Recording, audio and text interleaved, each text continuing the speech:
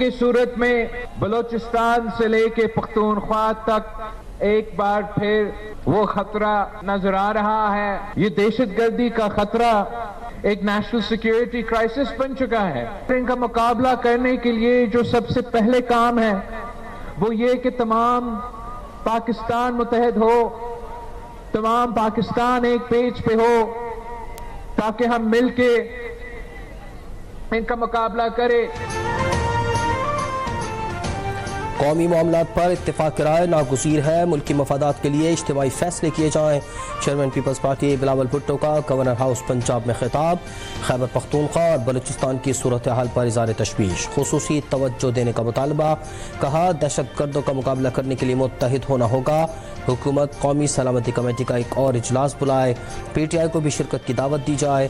Opposition ذاتی مفاد کے بجائے عوامی ایشوز پر سیاست کرے. پی ٹی آئی قیادت بانی کی رہائی کے علاوہ دیگر مسائل پر بھی توجہ دے.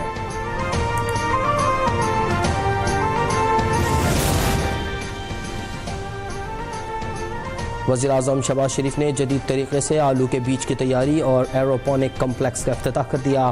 تقریب سے خطاب میں کہا کہ آلو کی پیداوار کے لیے ادارہ قائم کیا. زراعت کا ملکی معیشت میں حصہ بڑھانا ہے.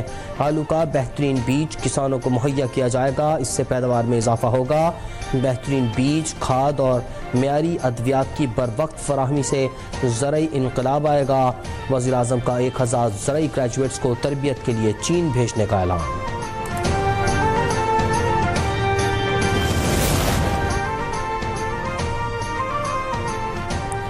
یوم پاکستان کے حوالے سے ایوان صدر میں فوجی اعزازات دینے کی تقریب. صدر آصف زرداری نے ملکی دفاع کے لیے نمایاں خدمات انجام دینے والوں میں اعزازات تقسیم کیے. کیپٹن عامر رضا کو ستارہ بصالت سے نوازا گیا. Air marshal Muhammad Sarfaraz, air marshal Kazim Hammad, air marshal Shakeel Safdar, air marshal Shakeel Ghazanfar, major general Saeed ur-Rahman Sarwar اور میجر جنرل غلام شبیر ناریجو کو ہلال امتیاز ملٹری کے اعزاز سے نوازا گیا. سندھ حکومت، گوگل اور ٹیک ویلی کے درمیان معاہدہ. وزیر اعلیٰ مراد علی شاہ کا 30,000 طلبہ کو اسکالرشپس دینے کا اعلان. گوگل کیریئر سرٹیفکیٹ کی تقریب سے خطاب میں کہا حکومت سندھ ڈیجیٹل تعلیم اور ہنرمندی میں انقلابی اقدامات کر رہی ہے. ڈیجیٹل مہارتوں سے سندھ کی سماجی اور اقتصادی ترقی کو فروغ ملے گا. اسکالرشپ میں 30% پسماندہ طبقے کی خواتین کا حصہ رکھا گیا ہے.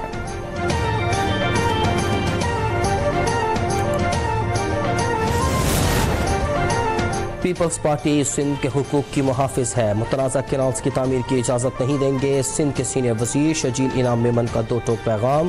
کہا وفاقی حکومت سندھ کے پانی کے حقوق کو یقینی بنائے. پیپلز پارٹی ہر اس اقدام کے خلاف کھڑی ہوگی جو سندھ کے وسائل کو نقصان پہنچائے. سندھ کے مفادات پر کوئی سمجھوتا نہیں کریں گے.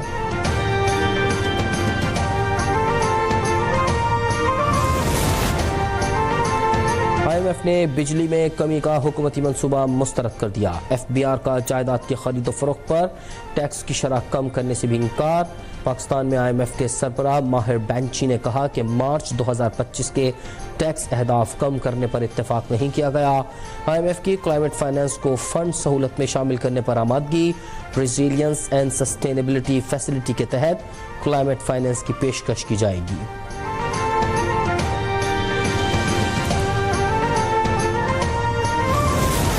29 IPPs کے معاہدوں پر نظر ثانی کے لیے حکومت کی بات چیت مکمل. آئندہ ہفتوں میں مزید IPPs کے ساتھ معاہدے ہونے کا امکان. فیول اور آپریشن کی مد میں IPPs سے رقم ریکور کر لی. بچت کو حکومت کے ساتھ شیئر کیا جائے گا. نیپرا میں سماعت کے دوران سینٹرل پاور پرچیزنگ ایجنسی کی بریفنگ. واضح کیا کہ کسی IPP کے ساتھ زور زبردستی نہیں کی گئی.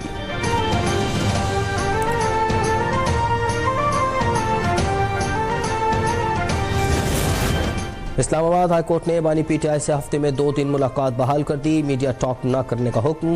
قائم مقام چیف جسٹس سرفراز ڈوگر نے فیصلے میں کہا بانی PTI کے کوآرڈینیٹر سلمان اکرم راجہ جو نام دیں گے صرف وہی ملاقات کر سکے گا. جو بھی بانی PTI سے ملے گا وہ میڈیا ٹاک نہیں کرے گا. بانی PTI کے اپنے بچوں سے ملاقات کے لیے ٹرائل کورٹ کو درخواست دینے کی ہدایت.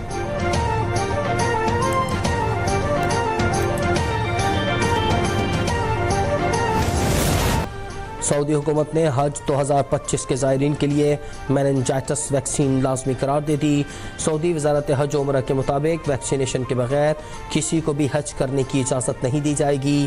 بغیر ویکسینیشن حج پیکیجز اور رجسٹریشن ممکن نہیں ہوگی۔ اور کاروباری ہفتے کے پہلے روز اسٹاک ایکسچینج میں شدید مندی، 100 انڈیکس میں 2002 پوائنٹس کی بڑی گراوٹ، مارکیٹ 1,16,439 پوائنٹس کی سطح پر بند ہوئی۔